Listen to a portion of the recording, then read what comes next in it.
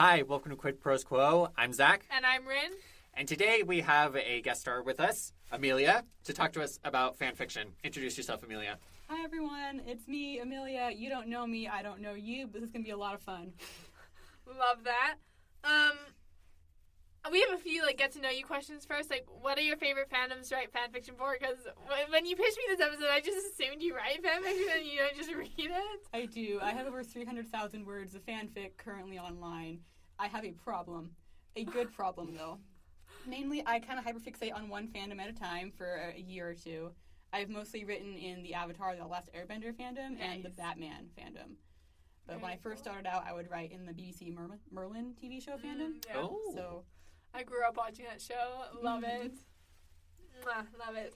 And then we've been asking our guests for a hot take on writing, fandoms, reading, etc. So do you have a hot take for us? Yes, for reading fanfic, I recommend you use tags. So this is very, very niche, but basically on any fanfic website, you have the option to filter what kind of content you want in your book. So if you don't want any sexual content, you can filter that out. If you want it, you can put it in. I don't know why I use that as an example, but it came to mind. But if you want a certain ship or a certain couple to get together, you can also search that. It makes it really fun and easy to find good content. Nice. Good tip, because I don't really do fan fiction. We were discussing the other day about the last time that we wrote fanfic, and the last time I legitimately wrote fanfic was in 3rd or 4th grade, I think. And then again as a high school senior, but that was for an assignment. And I don't think I've done it since then. You can tell that we're writers because we wrote fanfiction for an assignment. Non-writers don't do that. But yeah, we're talking about fanfiction. What exactly is fanfiction? Do you want to define it for us? For sure. So fanfiction to me is essentially creative writing, but you're borrowing characters, setting, or plot from a different franchise. And so the medium can be pretty much anything. It can be poetry, songs. I've seen audiobooks, actually, of fanfic. And mostly it is narrative. Mm-hmm. So in short, that's kind of what it is. But cool. Very cool. Good to know. And how did you get started with writing fanfic? So my roommates actually got it into me. I never touched it growing up, but freshman year of college, they kind of found me, put me in a room, said, "You're not leaving until you read these fics." And I was like, okay, I can do that if it's this or death, and I actually really enjoyed it. And they made me finish watching the Merlin series. Mm-hmm. And I don't know if you've finished it, but the ending will cut your heart out. Yeah. And so I was, grief-stricken and upset, and so I wrote a 20,000-word fanfic as my grieving process, put it online. I kind of just fell in love with the community. Mm-hmm. I've been doing that ever since. So I blame my roommates. That is so fair. One thing I admire about fanfiction writers is their output, because they just churn words out like nobody's business. It's scary. Yeah, it's scary. So how do you do it? How do you pump out that many words? I don't believe I am quite as incredible as some authors. I know some people who will post 20,000 every other week. And I don't know how they do that. I'm like, you have a job, right? But for me personally, I get really excited about what I'm writing about. I can really just relax and write without worrying about the quality, which sounds really bad, but it does help me get over a lot of my anxiety about good prose when I can just have fun with the idea. And luckily, the fanfic community is very supportive. I have never had anyone be critical of my writing online in this fandom. It's all been very supportive. No one's going to be like, you use too many semicolons. Literally, I don't think this is a very good fit for you. You should try something else. No, there's none of that. And so it's very encouraging to write fan fiction because you can find a good group of people who just want to support you and be your cheerleaders. And so that's the main reason I can output a lot is because I feel motivated and, excited about what I can write. So the social aspect is really important in prompting that output and being able to write like there's no tomorrow and write without the inner editor going nobody likes this, nobody will love it. Yeah, the only editor I have is the one in my head. Yeah, because when I write original fiction, which I do, then I always worry about how is it going to come across, will my idea be understood. And when you share original fiction, at least for me, I feel like the feedback I get is either this is good or how are you going to improve this? And I'm like, that is not what I wanted from you. Thank you, but my heart now hurts. Mm-hmm. So fan fiction is a lot less stressful for me. Yeah. Yeah, so you're talking a lot about the community aspect, and we talked a lot about community on the podcast recently. And we also just recorded an episode on social media. And we have this question about, like, where do you post fanfic? And, like, how do you get discovered with your fanfic? Because it's not like, there's no, like, scrolling through fanfic the way you scroll through TikTok. You can. I do not recommend it because if you just type in the fandom you want and search, you'll get a million search results and no way to understand what you're looking at. Mm-hmm. I generally post on AO3, our type of our own, and Tumblr. Mm-hmm. So short things like a 200-word little blurb I'll put on Tumblr because it's really short. But any longer project I'll put on AO3. It's one of the biggest fanfic communities out there. It's really well organized. It's free. You can make an account, and it's just super easy to get into. You can keep track of your comments. You can tell how many people are subscribed to you, how many hits you have on your fic, like how many people are reading it. And it's just really good for keeping track of things. So I have an unhealthy amount of bookmarks and things I revisit. And yeah, so that's generally how I do it. There's also lots of Discord groups that meet up. I'm not really part of any. And yeah, there's a big social aspect I'm not even involved with yet. Yeah. Oh no. Yeah, it's always a when you're like down bad, right? Mm-hmm. It's like, oh no, this is getting to be a bigger problem than before. So you've already talked about how the community aspect of fan fiction works to help ease the writing process. Could you speak to some of the differences that you see in the community around writing fan fiction versus the community of writing original fiction? Mm-hmm. Yeah, for sure. I think the main difference is expectation. Mm-hmm. So Rin and I were in the same creative writing class. We've been to lots of events together. And I think it's a good common theme of original work writers is that they're very concerned with quality and the finished product. And, you know, there's a lot more work that goes into it, I feel like. And that's not discrediting fan fiction, but fan fiction borrows a lot of things. It borrows characters, it borrows setting, borrows world building. And so it kind of changes how you approach storytelling. Mm-hmm. And so when you get your fanfic, you know, like, not critiqued, but when someone reads your fanfic, they already know a lot of background material, and so they don't have as many questions regarding that as much. Mm-hmm. Additionally, back to expectations as well, when I go to a critique group for my novels I'm working on, then I'm usually asking for, does this flow right? Is the tension good? Does my character come across well? When I'm writing fan fiction, then I kind of want to see their gut reactions, you know, the emotional things. You know, was this joke funny? Do they like the idea? Do they know where this is going? I don't really worry about, you know, the nuts and bolts of writing as much, and the readers don't have this expectation to, you know, give feedback and expect an edit to come back later. Mm-hmm. I think a couple times I've gotten like, you should edit that typo, is kind of really bad. I'm like, oh, yeah, that ask needs a K, not an extra S. Yeah. Mm-hmm. So if I were to kind of summarize what you just said, it seems like the fanfic community is a little bit more focused on process, and the original fiction community is a little bit more focused on product, as sort of like destination versus journey. Is that kind of the vibe? Mm-hmm. I think that's pretty fair. Yeah. One thing about, you know, original fiction is that, you know, they want you to finish the work and put it out there and revise it and, you know, put your heart and soul into it, which is great. Fanfic communities, because it's not professional, people will just not finish their work all the time. Mm-hmm. And you can find this amazing, beautiful piece of literature, and I'm going to call it literature.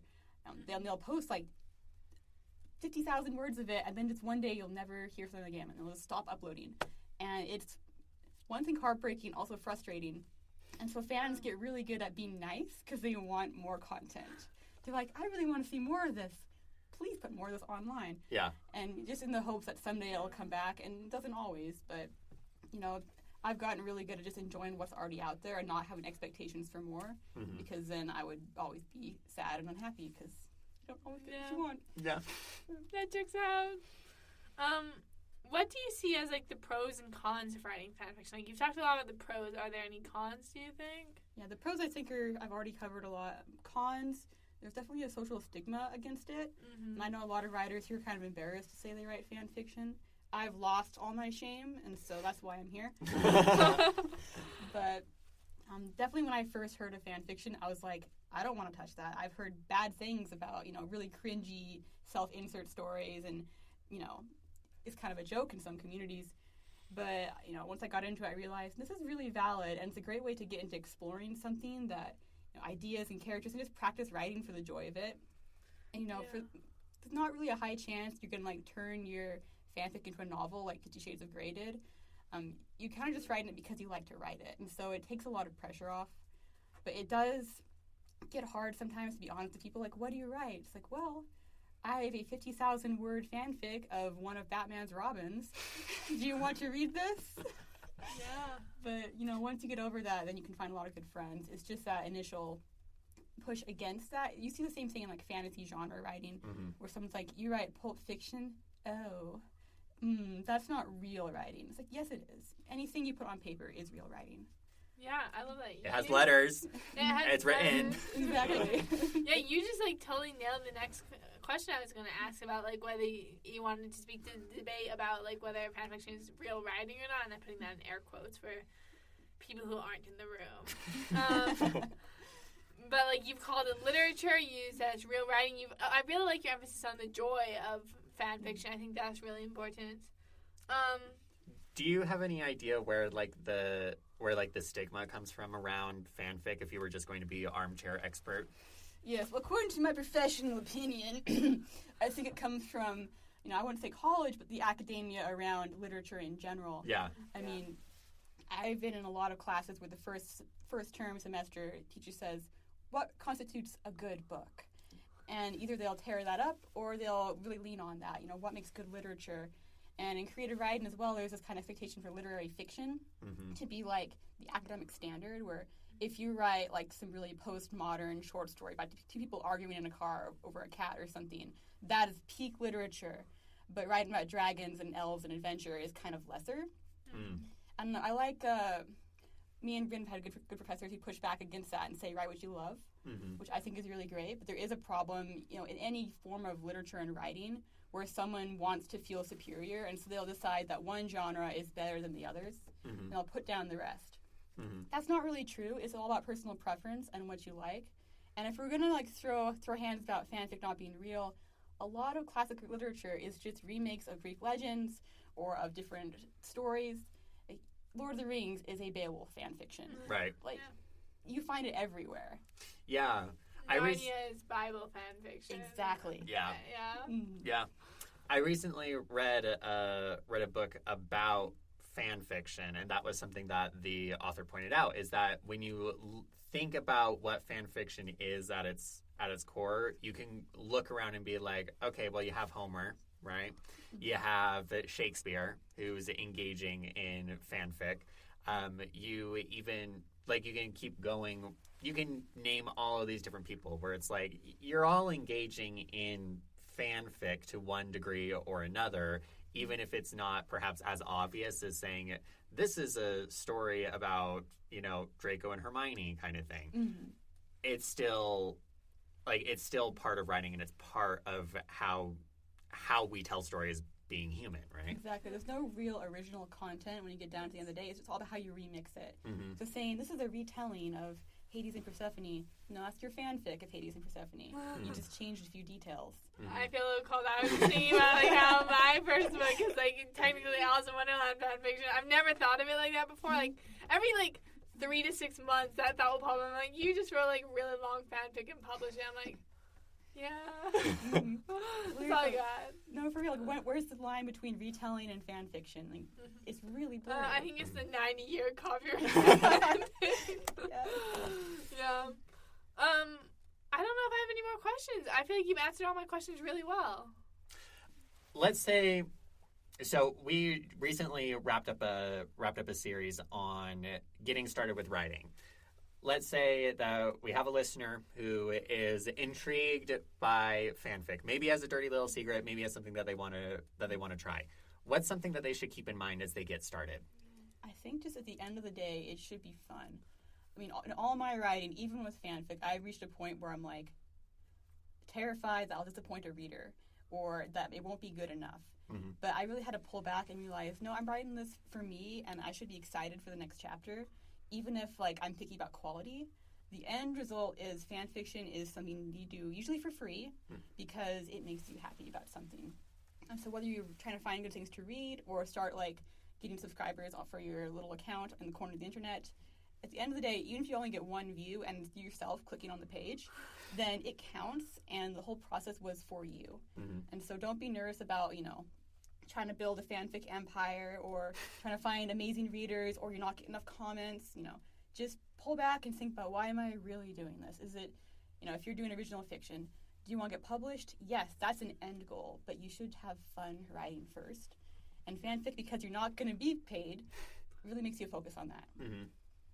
I love that so much. I've loved your emphasis on enjoying the journey and in the writing process. I think that's something I definitely need to rekindle in my writing. So thank you so much, Amelia, for coming on the show. Oh, it's been a pleasure. Thank you so much for inviting me. Yeah, of course. Where can our listeners find your stuff, whether original or fanfic? AO3 Batman Crack fanfic. I'm not giving any more details because you have my public name. Very good. Well, thank you so much, Amelia, and thank you to our listeners for joining us. We will see you next time. Quid Pros Quo is hosted by DC Winters and CK Jensen. If you like this episode, be sure to leave us a rating, and if you'd like to contact us, you can email us at quidprosquo@gmail.com. For more episodes, check us out on Spotify, Apple Podcasts, or wherever else you get your podcasts.